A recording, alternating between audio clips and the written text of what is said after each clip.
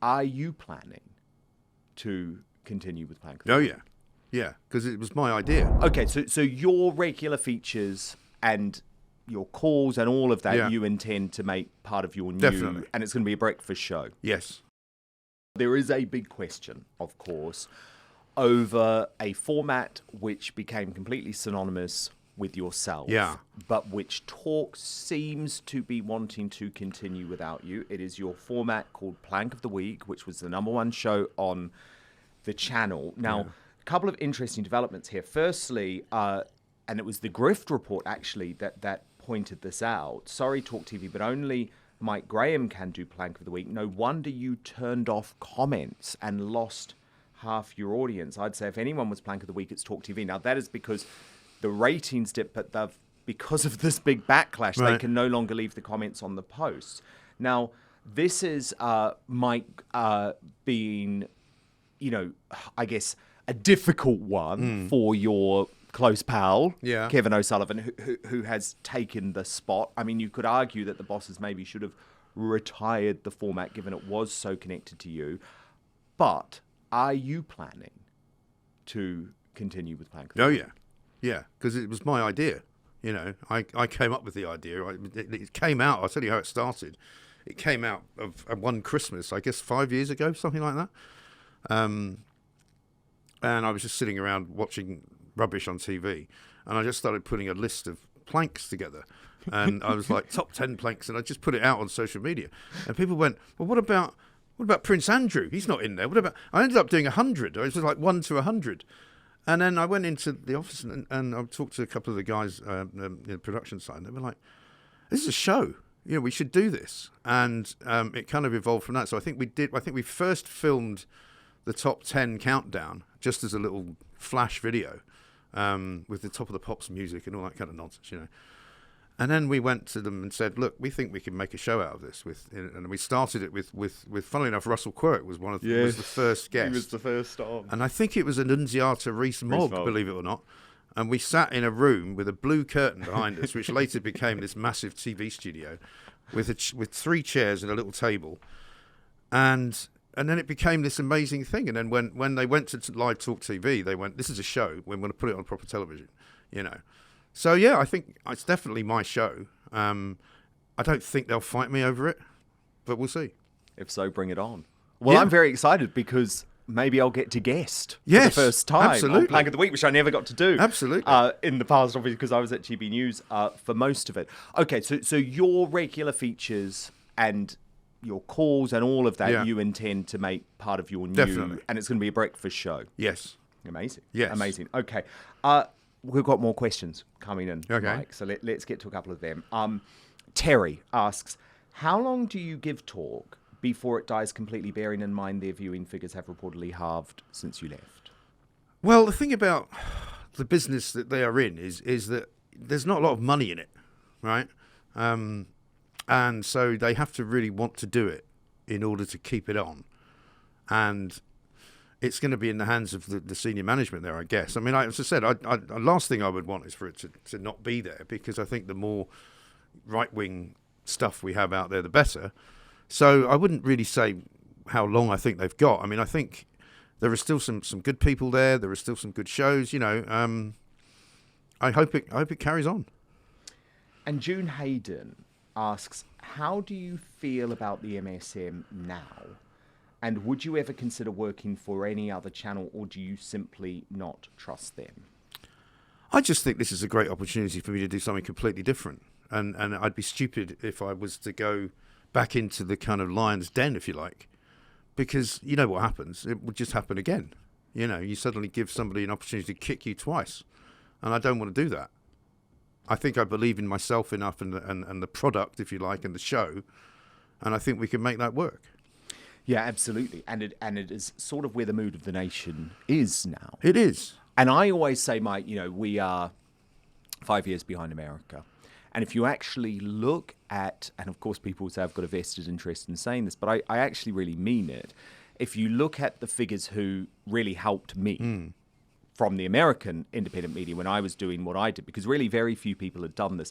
There were big names like, who I really respect, by the way, like Maya Tusi and Paul Thorpe.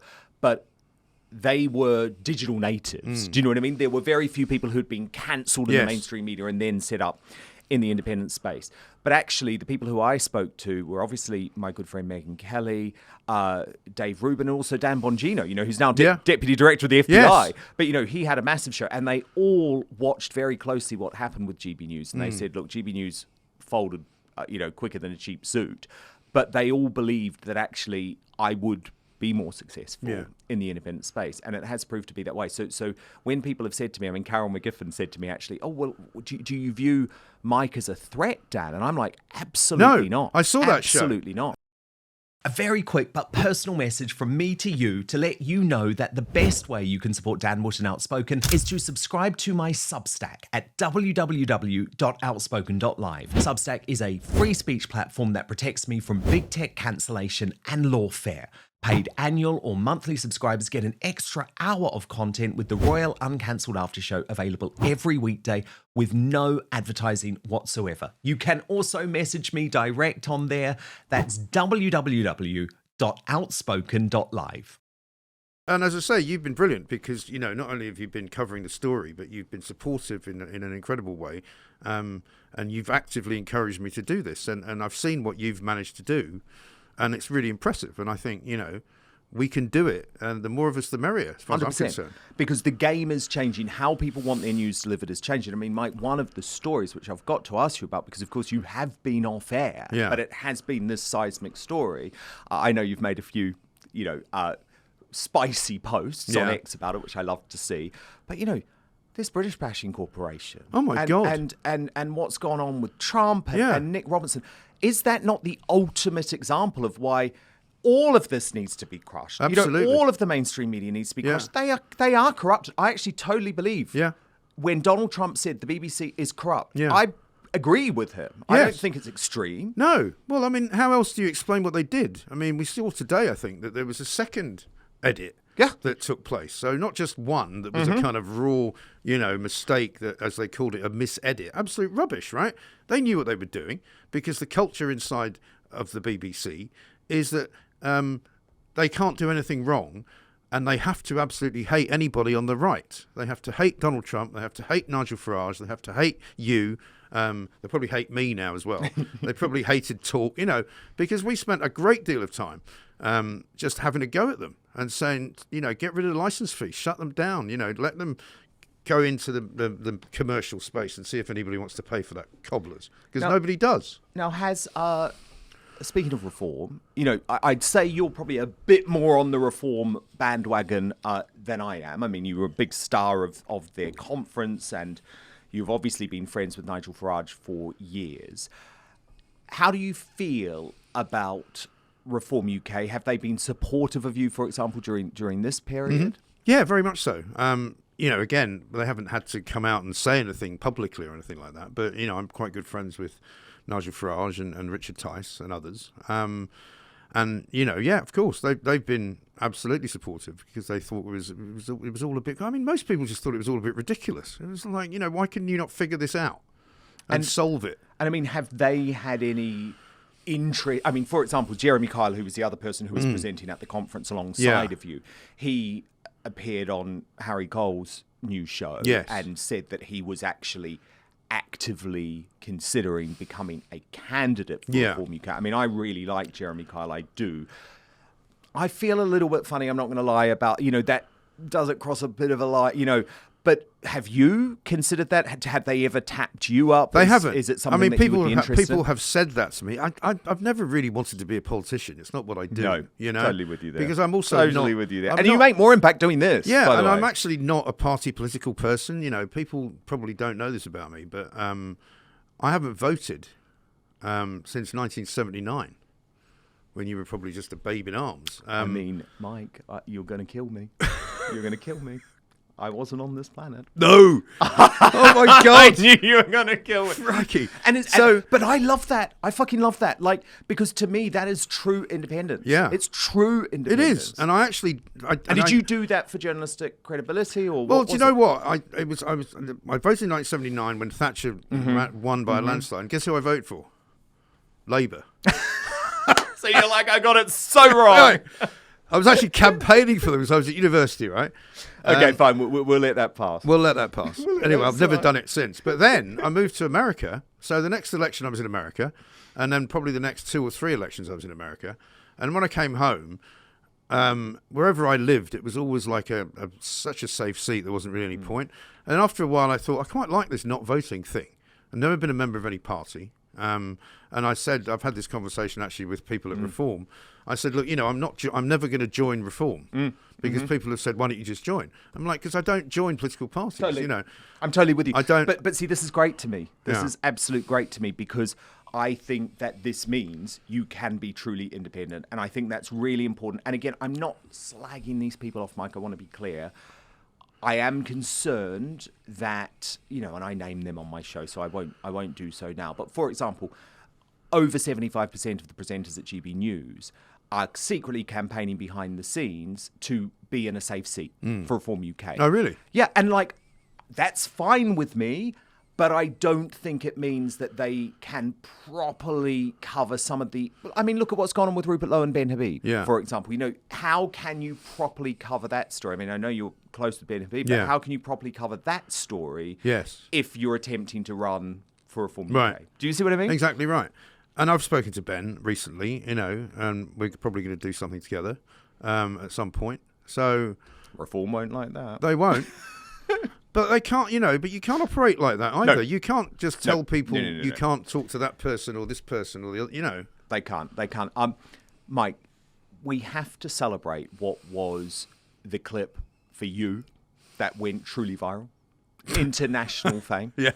And still to this day. Still does. Every now and again. Still to this day. Yep. Yeah. You're on all the TV clip shows and everything. And I feel like this has been pretty heavy today. So please, can we celebrate the incredible concrete call? And I want to know what you think now. Yes. Okay. What's this? Yes.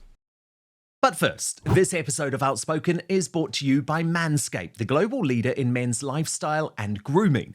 And I'm very excited to say the heat has finally arrived overseas. The Lawnmower 5.0 Ultra in the white hot special edition colorway from Manscaped is now available across the UK, Europe, and Australia. It's the same trimmer trusted by millions of men, including me, now with a clean white and gold finish that looks just as smooth as it shaves. But this isn't just a pretty face. The Lawnmower 5.0 Ultra is built to handle your most sensitive areas with care, helping reduce the risk of nicks, cuts, and irritation where it matters most. So whether you're cleaning things up for a day, to trip, or just to feel a little bit more put together, the white hot trimmer makes below-the-waist grooming a whole lot smoother. Literally.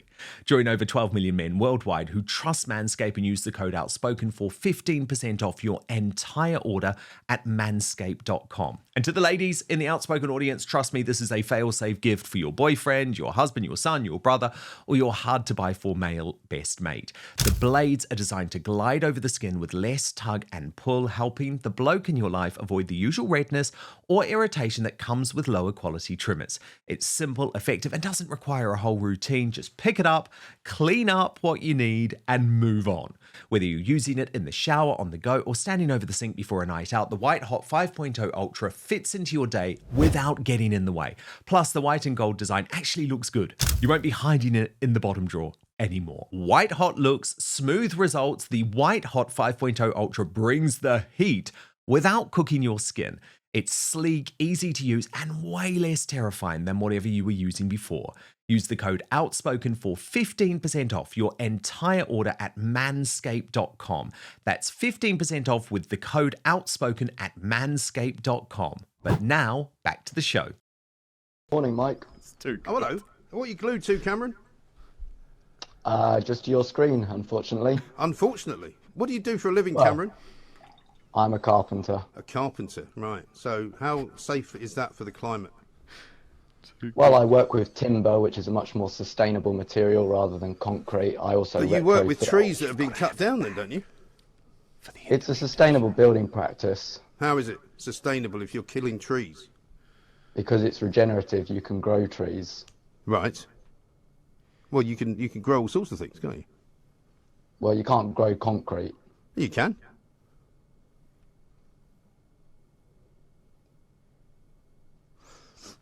See you, Cameron. Cheerio. That was Cameron. He grows trees and then cuts them down and then makes things from them. Brilliant. Marvellous. I don't think I ever wanted to. Oh, Mike, I still love it. It's do great, you? isn't it? Do you still love it? Of course. I mean, it's made me. I mean, the funny thing is and around the world, I'm more famous for that than probably anything else. I mean, most of the time, people will stop me and go, "Hey, Mike, how's it going?" La, la, la. But a couple of times, people have stopped me and gone, "You're the concrete guy, aren't you?" Apparently, someone heard me whispering what I was whispering to Mike, because I said, "Mike, you've got to get him on your independent show because I want to see it." Look, Mike, we've had super chats in, so I just want to run through them very, very quickly. Yeah. Alex, this is the new world, by the way. Our incredible audience, you'll get this. You know, they super chat, and it's a great way to build community with your audience. Alex Marmon says, great to see Mike Graham again, and he will become bigger and more successful on his own from Talk TV.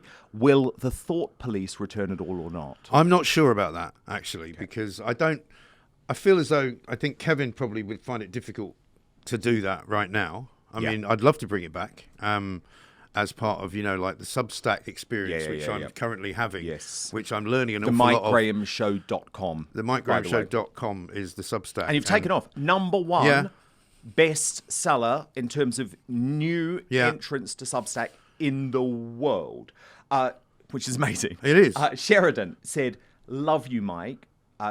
Not sure you're going to want to comment on this one, but I'll just read it nonetheless. Don't forget the CEO of Talk, Rebecca Brooks, refused to give the police her laptop and tried to get it wiped during the phone hack scandal. Just putting that there. Yep. Just putting that out there. And Sean James Cameron said, and actually this is a fair enough point, did Mike ever leave his computer open on his office desk? Was Facebook open on a tab? Has office CCTV been checked? Clearly thinking there's so many ways that you could have been hacked. Well, there are. As I said, I mean, it's interesting, people like Connor Tomlinson seems to know everything there is to know about how people get hacked. I mean, sorry, Connor. Nobody knows how much of this stuff happens, right? Yeah. People try to hack me every week. This is the thing. When people try and say this doesn't happen, trust me, it does. Yeah, because they want to destroy people on the right. And my cyber guy said, quite often what can happen in these cases is they'll get in and they won't do anything for a while, for a long time, and then they'll 100%. do something. And we found actually a couple of Facebook logins from months and months ago from places where I've never been. It doesn't prove anything. No, but it heavily hints that someone was accessing your Facebook account. It casts some doubt. Certainly. Indeed. We've got loads of other comments. Let me just run through some of them. Anthony Briggs says, Dan, you and Mike should join together and start your own news media channel like GB News and Talk, and then give Ben Habib a platform so he can air his views. Riki says, Mark Dolan proves to be a snake in the grass again. Did it to Dan and it backfired. Same again, hopefully. Georgina187 says, Talk will regret the way they treated you, Mike. We all can't wait for the Mike Graham Show. Wishing you every success. Alison Sherrott says, I really believe that the bosses at Talk TV had it in for Mike before all of this. To call him a liar, I can't wait for Mike's new channel. I will be watching it all the time like I do Outspoken. Helen Crystal says, I've already stopped watching GB News and Talk because of the way they stop people. I like going on. And Bottom Harmer says, Talk is a sinking ship anyway. You were lucky to get out of it, Mike. Kevin was your only friend. The rest were duplicitous bastards. So they don't hold back. They don't. They Outspoken audience. It's not quite true, by the way. But anyway, listen. Maybe a couple of them. Maybe a couple of them. Now, Mike, you have your plank of the week. I have my Union Jackass. You do. Okay. So, and you brought that with you, didn't you? I did indeed. Did they try and stop you? They did initially. Yeah, they tried to stop me using. It was crazy. They tried to stop me using words. Right, so certain words, like I have features on my show, like the Superstar panel and the Digest, and they tried to stop me using it. In fairness, though, because I do want to be fair, I fought back, and they did come to an arrangement, which meant that we could both use the words. I find it a bit weird because Patrick Christie still runs a segment once a week called Greatest Britain Union Jackass because the bosses told him he had to. I mean, why didn't they just change the name? 100%. Just retire it. And genuinely, I think Talk should do the honourable thing here and just retire Plank of the Week. Right? Do a different show. Kevin has his own brilliant show. He's got his own show anyway. Totally. Right. Just retire it. that to me would show a little bit of good grace. Yeah. Do you know what I mean? But it doesn't look like they're going to do that. So anyway, I want to know who would be your union jackass out of our nominees, Mike, and see if you agree with our audience. So the nominees are Helen Webberley, nominated by Helen O'Driscoll. This is a woman who claims to be a doctor, but she's a trans lunatic, and she did an interview with Ben Leo on GB News. And I have to say, Ben Leo completely owned her. Yeah. Ed Davey, nominated by Sarah Booth, who calls him Bozo the Clown, you know, because of all of his anti-Trump, pro-BBC stuff. And Wes Streeting, nominated by Bernie Spofford, because he has lost control of the NHS. So who would be your union jackass? I tend Mike to Graham? go with the trans nutter, because what I used to say on Plank of the Week was that people like Ed Davey are going to be in there all the time. I mean, he's always going to be up there, right? And probably as is Wes Streeting, right? But suddenly, if you've got somebody who's in the news right now, go with that one. Mike, you feel my pain, because I have to say, every now and then, I do say to the Outspoken crew, can we just rest? Can we just rest Slippery Starmer and Rachel Thief just for 1 week, and Ed Miliband, Right. you know, because it's nice to have a bit of variety. Right. But that isn't how the Outspoken viewers have gone today. 14% of you voting for Wes Streeting. The runner-up with 28%, Helen Webberley. That is Mike Graham's choice. But today's union jackass with 58% of the vote, Ed Davey, the Liberal Democrat leader, and I do totally understand that. Yeah. And Mike, our greatest Britain today, can you believe it, nominated by Scott Fly 234, it is Mike Graham. No, very It nice. is Mike Graham. For the unflappable bounce back, Scott says, welcome to the independent media. Prepare for success. And honestly, Mike, if there is one thing that I would just love you to take away from this, and looking at the huge reaction that we've already had, you should not even feel like this is a blow to your career in any way, because it's not. This is genuinely a blessing. I know how you feel because I went through it. It doesn't feel like it right now. It's a little bit unknown. Do you know what I mean? It feels a lot better than it did, you know, a week and a half ago. Well, I'm not surprised. I mean, the reaction, your YouTube channel, Yeah. the subscriptions have taken off. Substack has taken off. You know, I am so personally excited, and it's nothing to do with anything other than I woke up, you know, Yeah. to Morning Glory, and I can't wait that in 2 weeks' time I'm going to be listening to an unfiltered Mike Graham. There's some real positives as well. We don't have the same number of ads, you know, all of Right. that type of thing, Sure. which I think you're going to love. So, can I be? And a you haven't got guest? anybody down the corridor that hates me either. Not yet. Not yet. They will. They will hate me. Give them a couple of weeks. Oh, absolutely right. I'm going to say something because this is what a lot of people are used to me saying on the show. Yes. Let's get it on. Let's get it on. Are you going to bring that back with you? Of course. Imagine they try to stop me saying it. We own Let's Get It On, really, do you? Come on. Yeah, I think that was probably Al Green, wasn't it?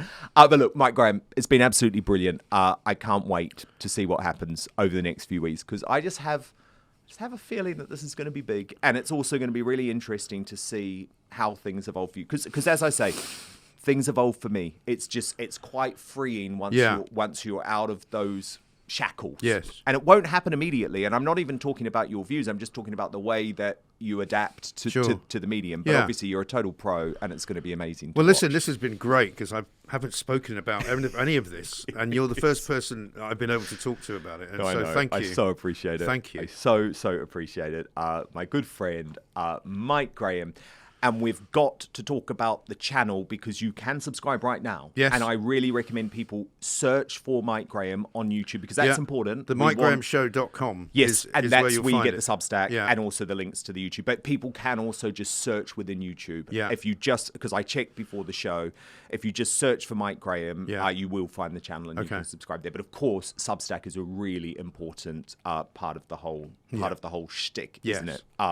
And actually, I find my Substack is the best way that I can communicate. And what with I'm going to people. do as well, and I'm going to start immediately, probably, is just put things on there. Yes. So you'll get content, like straight away. Yeah. You know. Substack's an amazing platform, actually, because it's not like X where everyone's trolling, because it's a like-minded community. Sure. Do you see what I mean? So Yeah. I absolutely love it. And by the way, my Substack is www.outspoken.live. Thank you so much for watching Dan Wootton Outspoken. Please click on my face just to the bottom left to subscribe to this brand new independent news source. and turn on the notification bell so you'll be alerted to our brand new live shows, uncancelled interviews, and special royal episodes. Outspoken is also now available as a podcast, so you can listen to the show every weekday on the go, wherever you are.